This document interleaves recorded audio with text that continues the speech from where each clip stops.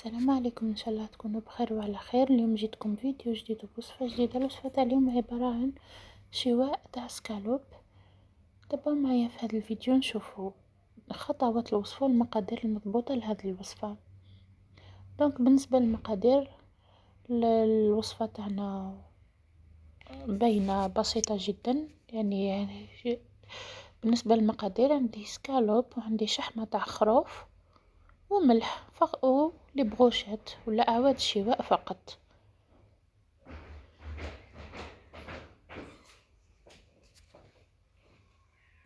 دونك بالنسبة للشحمة تاع الخروف والسكالوب، قطعتهم دي بتيدي كما راكم تشوفوا، ووجدت الأعواد تاع الشواء. دونك شوفوا كيفاش راح نعمر أعواد تاع الشواء. دونك نستعمل دو كاري تاع سكالوب مع كاري تاع الشحمة حتى نعمر عود الشواء.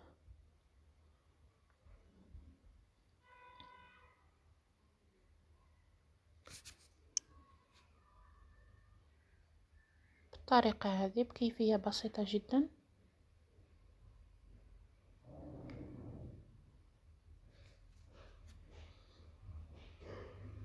كما راكم تشوفوا هكذا.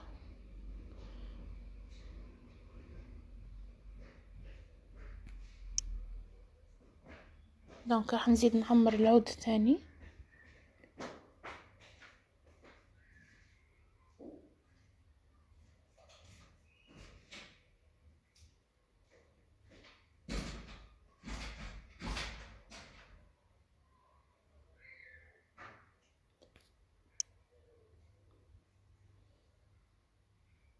من بعد نزيد نعمر العود الثالث ينسي دوشيت حتى نكمل كل الكمية اللي راهي متوفرة عندي.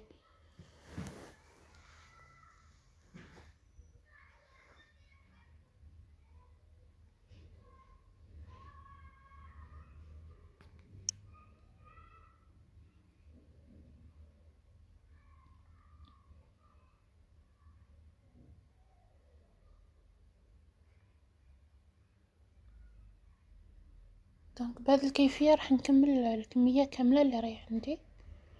دونك لهنا بعد ما كملت عمرت جميع أعواد الشواء وخلصت الكمية تاع السكالوب اللي راهي عندي. جبت مقلاة تكون هكذا بهذا الشكل، راح نخليها تسخن على نار متوسطة. من بعد نجيب طرف تاع الشحمة كيما هكذا وندهن بيه الواجهة تاع المقلاة من بعد ما تلصقليش.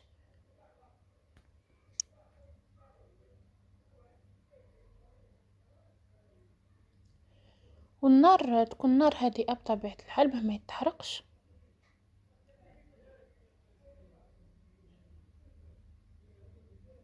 دونك لهنا المقلاة كبيرة يعني ترفد كمية كبيرة. من بعد راح نضيف الملح.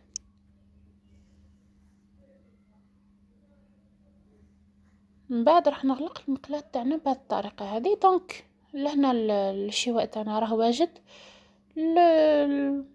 حاجة باينة الطياب تاعو ما يستغرقش 7 دقائق. دونك كان هذا هو الطبق تاعنا لنهار اليوم. ان شاء الله يعجبكم، ان شاء الله تجربوه في بيوتكم بالصحة والراحة ودمتم سالمين والسلام عليكم.